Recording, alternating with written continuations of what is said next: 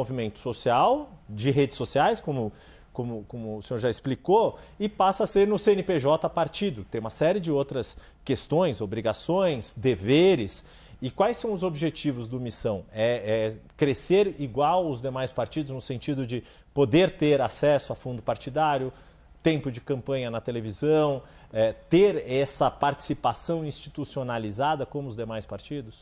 Yuri, eu vou responder usando o exemplo disso aqui que está na nossa mão, o celular. O público da CNN é um público qualificado, tá? Então há muitos empresários que vão entender.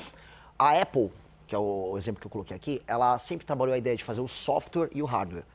Então, elas fazem o sistema operacional do computador e dos celulares e o celular em si. E quando você coloca o sistema operacional junto com a máquina, o funcionamento é melhor, há uma elegância de design, tudo é melhor para a experiência do usuário. Do ponto de vista político, eu tenho que juntar as ideias. Então eu criei a segunda maior revista de política e cultura do Brasil, que é a Valete, um aplicativo, uma rede social própria para criar novas ideias. Nós criamos o Movimento Brasil Livre, onde a gente experimenta essas ideias através do ativismo, e o partido político Missão, em que nós institucionalizamos essa ação política. Então, toda a experiência da pessoa que vive as nossas ideias, ela é uma experiência que faz sentido, ela é coerente. Ela participa da produção das ideias, das discussões, dos fóruns de debate, ela vai para a aplicação nisso no mundo real, fazendo ativismo. E eu acho que ser um político sem antes ter sido um ativista é como jogador de futebol que não participou da categoria de base.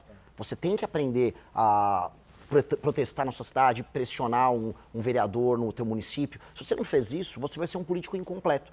Então, e ao mesmo tempo, você nunca vai ser apenas um ativista se você quiser mudar o Brasil. Você tem que entrar no jogo político, participar das eleições, vencer eleições, participar de debates. Então, agora nós temos condições de fazer isso. E havia uma demanda, tanto que a própria pesquisa Atlas demonstrou que o Partido Missão, com apenas 5 meses de vida, já era o 4º partido favorito dos brasileiros. Então, havia uma demanda reprimida por um projeto desses. Então, nós estamos entregando um projeto que é completo e, nesse sentido, o futuro para a gente será muito diferente do futuro da maior parte dos partidos brasileiros. Por que eu falo entre aspas? Porque eles não são partidos, são legendas. Se o Kassab vem aqui participar de um debate, uma discussão com você, Yuri, ele vai falar sobre como ele pode ou não apoiar o governo Lula, ou pode não apoiar o governo Tarcísio, ou seja, o Kassab não tem um partido. Ele tem uma legenda que ele troca favores com os outros. Nós temos um partido, e isso é diferente. E aí eu respeito ainda quem é partido. Eu posso discordar essencialmente do PSOL. Mas é um partido, eles têm ideias e defendem as ideias deles. E aí eu quero participar do debate público enfrentando eles. Quem mais são partidos na sua avaliação? O PT é um partido. O PT é um partido de verdade, é um partido corrupto, é um partido com práticas criminosas ao longo da história dele, mas ele é um partido, ele defende teses, defende ideias, é oposição aos adversários dele. Agora, eu falar que MDB, PSD, PL, PP, União Brasil são partidos, isso é piada. Tanto que no Maranhão eu visitei cidades que eram administradas por todos eles e todos faziam campanha pro Lula.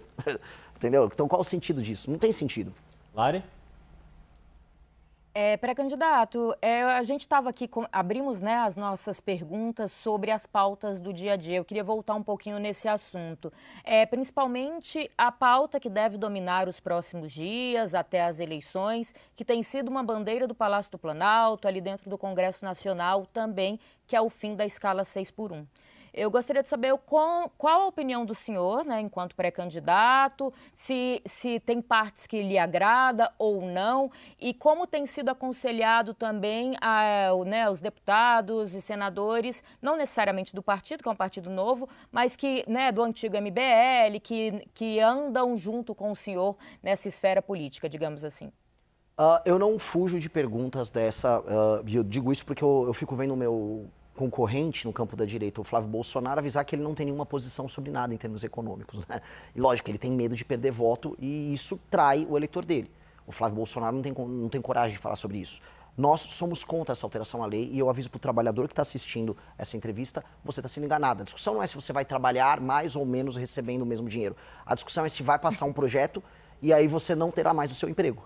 É basicamente isso. Porque nós já temos um país que está fora das cadeias globais de produção. Ou seja, as empresas brasileiras estão sendo tiradas dos processos internacionais de fazer um carro, de fazer um equipamento para um celular. A gente está ficando isolado e estamos primarizando a economia. Ou seja, a gente está vendendo soja, minério de ferro. Nós estamos ficando um país com empregos que pagam menos. Em vez de a gente gerar mais produtividade e capacidade de competir com o mundo, nós diminuímos isso. Então, nossos juros é super alto, a gente cobra um monte de imposto e a gente ilude o trabalhador. Olha, você pode trabalhar menos e ganhar a mesma coisa. Eu vou avisar o trabalhador, é mentira. É mentira, estão te enganando, estão te enrolando, o Lula está fazendo isso, igual ele falou que a taxa da blusinha não ia aumentar o preço das mercadorias, só para ele ganhar o voto, te iludindo na eleição e vencer a eleição.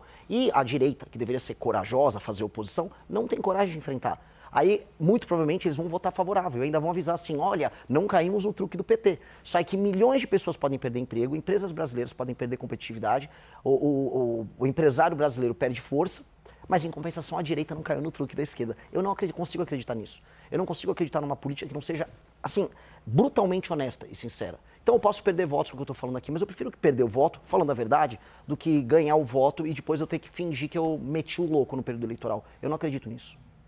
Isso me remete a uma comparação que o senhor mesmo já fez com Javier Milei, com o que foi a campanha dele na Argentina e o que tem sido o governo dele, a forma dele de governar. O quanto que um governo Renan Santos seria uma versão brasileira de Javier Milei? O que o senhor admira e o que o senhor faria melhor do que Javier Milei tem feito na Argentina? É uma grande pergunta, Yuri, porque ele pegou um país quebrado e um país sem esperança. E acho que a virada da esperança na Argentina começou na vitória da Copa do Mundo. Aí, para mim, seria muito bom se o Brasil ganhasse, para a gente ter uma virada de esperança do Brasil. E o Milei, ele assume o país, né, nesse momento estranho, e durante o período eleitoral, ele fez o que eu acabei de fazer agora. Ele avisou, olha, eu vou fazer reformas que muitas pessoas vão dizer que são impossíveis de se fazer, que vai fazer as pessoas sofrerem, e sim, no começo vai ser difícil, mas eu prometo que no médio prazo, longo prazo, vocês vão ver a diferença. Eu vou fazer justiça através dessas reformas. Ele fala da la casta, que são os privilegiados. Eu vou mexer com os privilegiados, com os políticos privilegiados, com os magistrados privilegiados. E, pois bem, eu falo a mesma coisa. Há uma tradição, porque, assim, eu também quero avisar o eleitor, a pessoa que está nos assistindo agora. Os políticos não fazem propostas, eles falam com os marqueteiros deles e os marqueteiros avisam o que é popular de se falar no meio de uma câmera. E aí ele não vai falar, por exemplo, de uma PEC que nós já protocolamos, que altera o regime fiscal brasileiro, que é uma PEC que faz novamente uma reforma da Previdência, porque vai precisar mexer. Nós já protocolamos, desculpa, só para explicar aqui para quem está nos vendo, pelo deputado Kim Kataguiri, que é o atual deputado que o Missão tem, foi eleito na época pela União Brasil, né? Exato. E pôde migrar para o Missão agora. Então ele protocolou, exatamente, essa é uma PEC que altera regime previdenciário e assim, quem falar para você que não vai fazer reforma nisso está mentindo, que altera as indexações e as vinculações, que são temas muito difíceis de explicar, acho que a gente nem tem tempo de explicar aqui, mas que são temas que vão ter uma resposta muito forte da esquerda e dos sindicatos.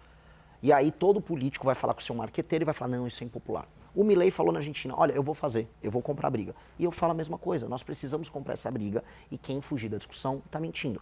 Mas o que eu aviso também, vou comprar a briga, pode soar difícil no começo, mas depois de um ano eu vou poder trabalhar nas alíquotas dos impostos e eu vou poder trabalhar na queda dos juros. E aí o seu dinheiro vai valer mais e o produto vai custar menos. Aí você vai sentir que você está ganhando mais dinheiro, você vai ter mais capacidade de pagar suas contas e de viver melhor. O que eu aviso é o brasileiro, né, o corpo da economia brasileira é um corpo doente. E você não vai resolver um corpo que está doente dando sorvete para ele. O Lula ficou oferecendo sorvete para o corpo doente. Toma agora um Vale Gás, toma uma energia elétrica.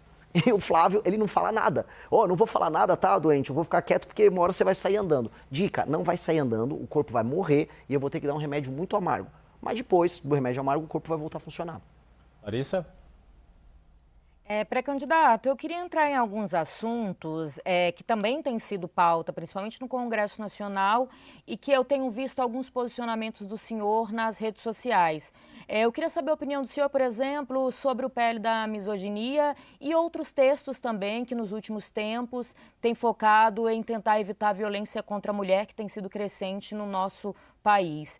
O senhor é contra esse PL? O porquê?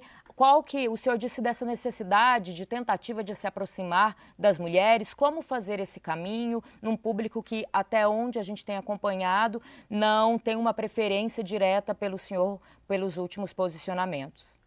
Grande pergunta.